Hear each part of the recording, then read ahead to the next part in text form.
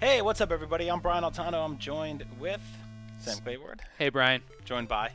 And it's the 125th year of Nintendo as a company making video games, toys, cool stuff that we've grown up with our whole lives. So we here at Nintendo at IGN thought we'd look back at what they've done in some of our favorites. And this is a personal favorite of both of ours. Damn, nice move. Yeah, it's a cool one, huh? Yeah. This is Donkey Kong, and this Nintendo first most important game. It is, yeah. This originally came out for the arcade in 1981. This is the NES port that came out in '84, which, as most of us played growing up, we kind of thought like, man, this is a one-to-one port of the arcade. Yeah, totally. and it looks really good. Yeah, like it's a good-looking port, but there's some serious missing stuff, including an entire level. And the most important question you have to ask yourself when you play Donkey Kong: how high can you get? Yeah, how high can you get? That's missing from this. But I don't want to get too hung up on how this isn't the original Donkey Kong, because it's actually really difficult to capture the original Donkey Kong. We could have put a camera up to a Donkey Kong machine, which would have been fun, or used MAME, which we don't really believe in. We're actually using an NES cartridge here. Yep. But the reason that people suspect you can't play Donkey Kong on a Nintendo system right now is that Nintendo might not own the rights to Donkey Kong anymore. How crazy is that? The actual arcade board version of Donkey Kong. Yeah. And that might be because a third party was used to actually program Donkey Kong after Shigeru Miyamoto and co.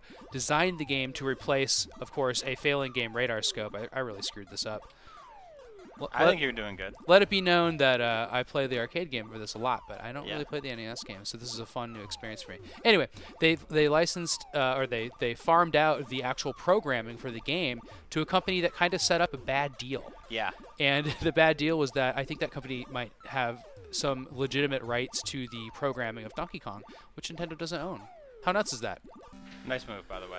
Thank you. So Donkey Kong Jr., Donkey Kong 3 are the trifecta of early arcade games that Nintendo made, and most of those, all three of those games came out as black box carts on the NES. Yeah. Those are the ones that we're playing. Black box carts are the first round of NES games. We're in black boxes. That's why they're called that.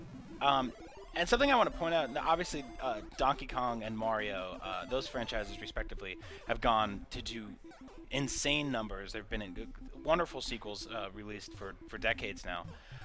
They all started kind of right here, but this game still has an incredible amount of charm and little things that sort of went on to define the games after that. Yeah, it's infinitely playable. It's almost like Tetris or Super Mario Brothers. Yeah. Like it's really, I mean, it's tough, a little bit tougher than those games at first, but man, I just like it provides so much pleasure and fun, and it's so pretty. And it's the Nintendo feel, and they got it in 1981. Yeah, and so I will point out also that is not Princess Peach up top. That is a woman named Paulina. Yeah, Pauline, who's that's not even really Mario, right? Yeah, it's Jumpman they originally called him. Yeah. But you'll notice a lot of things in this game moved on to so there were construction level girder levels in Smash Brothers. Yeah. That hammer you see comes back in lots of Mario games. Sure. There's little things here and there. The barrels are also very important. Yeah, the barrels went on to become DK's transportational method in the Donkey Kong Country games. Yeah, these games kind of split off at some point, right? Because there's Super Mario Brothers series, and it doesn't have barrels and ladders and stuff in it. And I think that's kind of interesting.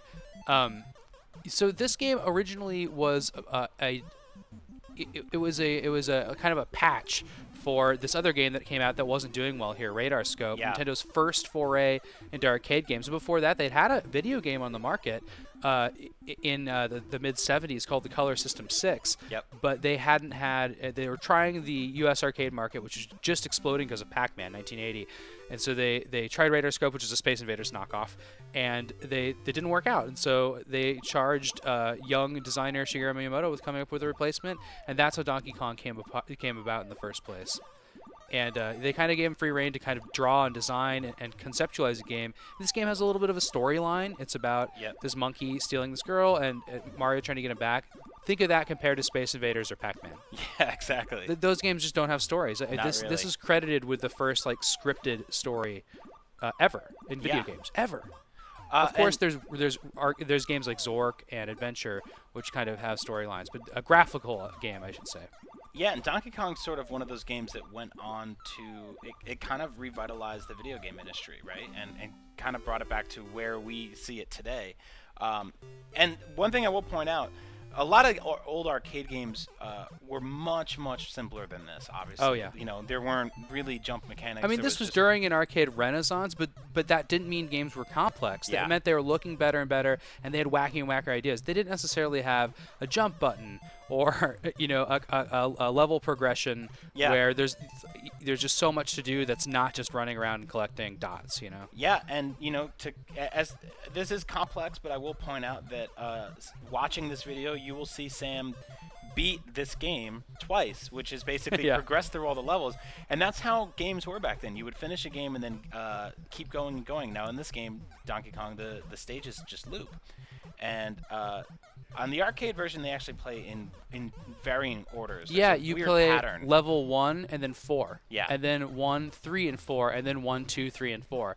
Yeah. And that's the order you play in. Now 2 is the pie factory or the cement factory level. Yep. That's just not in this at all. Yeah, and I So believe here it's just 1, 2, 3. you just play 1, 2, 3, 1, 2, 3 over and over again. Yeah. Now here's the great thing is that Nintendo did add the pie factory in. They did not change the how high you can get or add anything else in, but somebody in what, like 2011 or 2012 added in the cement factory. Yep. Just that blows my mind. Somebody at Nintendo is like, okay, we'll take the NES ROM, and we will We'll add the cement modify factory it. that wasn't Yeah. that wasn't there for ages. Yeah, it's kind of like what they did with Nice NES work, by the way. Remix.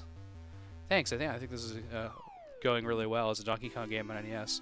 I love this music. Look at the little X's, the little crosses made by his mouth there. There's just His so teeth, much yeah. in the design of making the characters look right. Like Mario's mustache exists only because they had to make a big nose on it. Yeah, that was it. That was it. You couldn't tell where his face was, so they gave him a mustache to define it. It's just so cool to me, you know. Like this was before so much happened in the world of Nintendo, but it's also the sort of seed that began so much growth. Yeah, and of course it was also one other neat fact. It's supposed to be a Popeye game. Oh, screwed that up. I got stuck at the top of the ladder. That happens a lot sometimes. here. We should wrap this up. But yeah, it was supposed to be a Popeye game, and they eventually did get the Popeye license, and Yeah. you can kind of see how that's similar with maybe Bluto up there and Olive Oil instead of Donkey Kong, who we also don't know where the name of Donkey Kong came from. But it could be a reverse translation of the words stubborn and monkey, Yep. or it could be a misspelling of Monkey Kong. Those are the two prevailing theories. I don't think anybody's ever got to the bottom of it, but that's what Or- we're going to do here at IGN. Or a misspelling of Yankee Dong. Yankee Dog, yes. Ladies and gentlemen, this is Yankee Dong, aka Donkey Kong. AKA Danky Kang. Danky Kang, Kanky Dang, whatever you want to call it. We're going to be celebrating all of Nintendo's history for a while, and so, you know, come back, check out all the other Donkey Kong games that we played in part of the series, and the Mario games, and, you know, respect your elders, because this is one of the grandfathers of gaming right here. That's right. For all things video games and Nintendo and Yankee Dong, keep it locked right here to IGN.